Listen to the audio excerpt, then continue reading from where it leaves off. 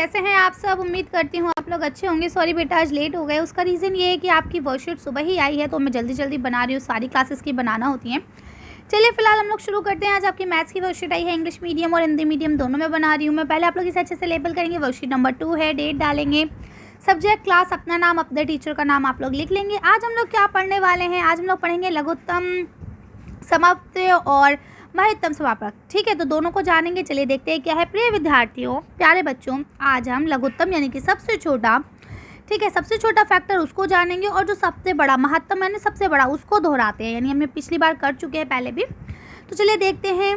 कोई भी दो प्राकृतिक संख्याओं को सोचें और बताएं। जैसे कि आपने ले लिया 18 और 24। ठीक है, अब इन संख्याओं के गुणनखंड और गुणनज भी बताएं। ठीक है, तो अब दो आपने ले लिए, जैसे कि यहाँ इन्होंने दे दिए गए हैं।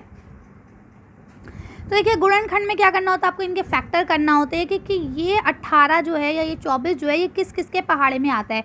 तो अब 18 का आप देखेंगे, 18 आपका 1 2 3 6 9 और 18 के पहाड़े में आता है। ठीक, इसके अलावा अगर आप बात करें 24 की, तो 24 भी आपका 1 2 3 4 6 8 12 और 24 के पहाड़े में आता है। ठीक है, अब क्या होता है, अब हमें बात करनी होती है कॉमन की, एक जैसे की। तो देखेंगे यहाँ पे 1 2 3 6, 1 2 3 6 ये कॉमन है। यहाँ पे 4 है तो यहाँ 9 है, यहाँ पे 12 है तो यहाँ 18 है ना।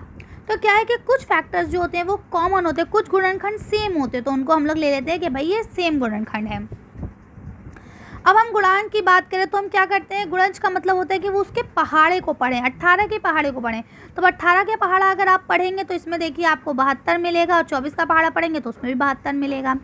फिर दोनों में आपको 144 मिलेगा, फिर दोनों में आपको 216 मिलेगा। ठीक है, तो इस तरह से क्या मतलब है कि जब हम पहाड़ा पढ़ते हैं तो क्या आ रहा है, उसको हम लोग गुणज कहते हैं।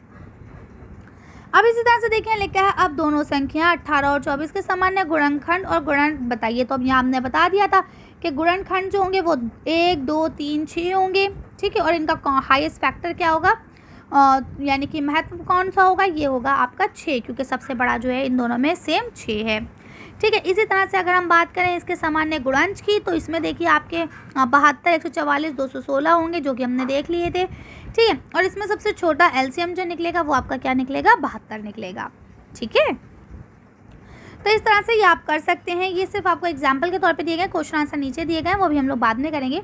तो लिखा है कि अगर हमें महत्तम यानी निकालना है, सबसे बड़ा फैक्टर निकालना है और सबसे छोटा फैक्टर निकालना है, उनको निकालने के अलग अलग कुछ विधियाँ होती हैं। तो उसमें कुछ है अभाज्य संख्या गुणनखंड के अनुसार, जिसके अनुसार पहले हम एक पदक और पदक को अभाज्य संख्याओं के गुणनफल के रूप में लिखते हैं। जैसे कि यहाँ देखिए इनका हम एलसीएम कर लेते हैं। 18 का एलसीएम कीजिए, 2 के टेबल में 9 बार में आएगा, फिर 3 जो है 3 के टेबल में 9 बार में आएगा, है ना। 3 के टेबल में 3 9 बार में आएगा ना।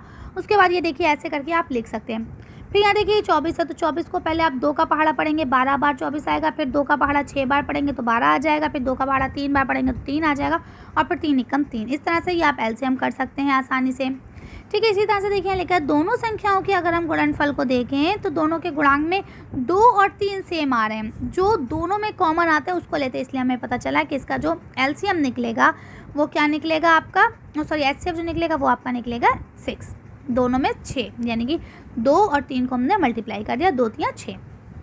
और अगर हम इसकी बात करें तो इसमें जो सारे होते हैं देखिए, जो कॉमन होगा उसको हम एक बार लिखेंगे और जो कॉमन नहीं होगा उसको हम जितनी बचेगी उतना लिखेंगे। जैसे ये 1 कॉमन है तो एक बार लिख दिया, ये 2 कॉमन है तो एक बार लिख दिया। ठीक है, ये 3 कॉमन है तो ये एक बार लिख दिया। अब यहाँ देखिए एक 3 बचा ये लिख दिया, ये 2 2 बचे ये 2 2 लिख दिए, इनको मल्टीप्लाई कर दिया, तो ये मल्टीप्लाई करा, ये हो गया आपका एलसीएम। ठीक है, अब यहाँ देखिए लिखा है आओ कुछ प्रश्न करें। तो ये प्रश्न दिए गए इनको करते हैं। पहला प्रश्न लिखा है निम्नलिखित संख्याओं के गुणनखंड बताइए।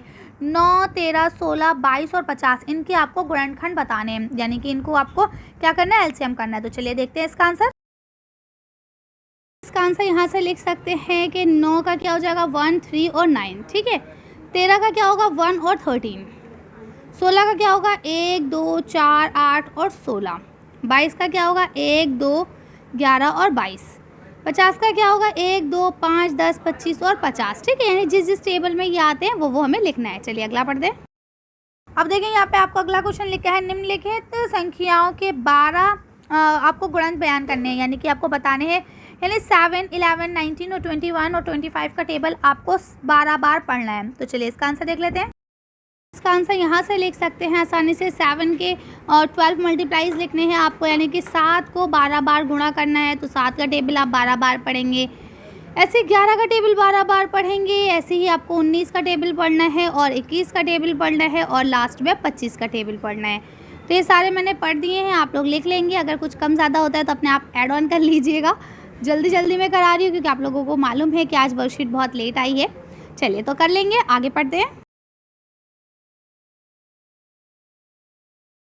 अब देखिए यहाँ आपको लिखा है प्रथम 5 प्राकृतिक संख्याओं का सबसे छोटा सामान्य गुणनखंड बताइए। तो सबसे छोटा सामान्य गुणनखंड 1 होगा इसका, क्योंकि आपकी प्राकृतिक जो आपकी संख्या होती है वो 1, 2, 3, 4 और 5 हैं। ठीक है, अब इन पाँचों में अगर आप देखें तो पाँचों में कॉमन क्या आएगा, वो सिर्फ और सिर्फ 1 आएगा। ठीक है, तो अब इसका आंसर 1 लिख लेंगे। अगला क्वेश्चन यहाँ लिखा है कि किन्हीं 2 प्राकृतिक संख्याओं के कितने सामान्य गुणनखंड हो सकते हैं।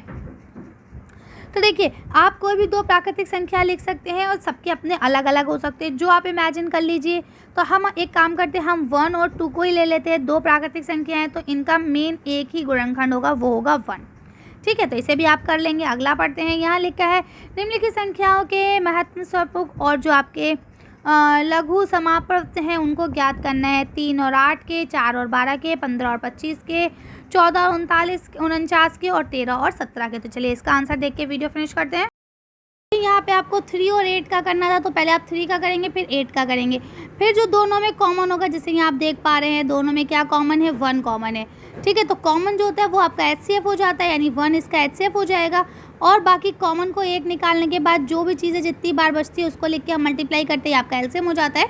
ठीक है, तो ये आपका LCM हो जाएगा। इसी तरह से यहाँ देखिए आपको 4 और 12 का करना है, तो सेम देखिए आप ऐसे ही 4 और 12 का कर लेंगे। ठीक है, इसी के बाद यहाँ आप देख पा रहे हैं आपको 15 और 25 का भी करना है, तो सेम ऐसे ही आप 15 और 25 का कर लेंगे। इसके बाद यहाँ देखिए आपका 14 और 49 का करना है, तो ये भी आप सेम ऐसे ही करेंगे।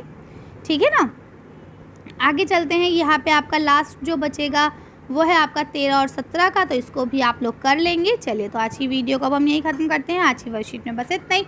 अगर आपको हमारी वीडियो पसंद आई हो तो प्लीज़ इसे लाइक और शेयर करें। अगर अभी तक आपने हमारे चैनल को सब्सक्राइब नहीं किया तो प्लीज़ हमारे चैनल को सब्सक्राइब करें। Thank you for watching.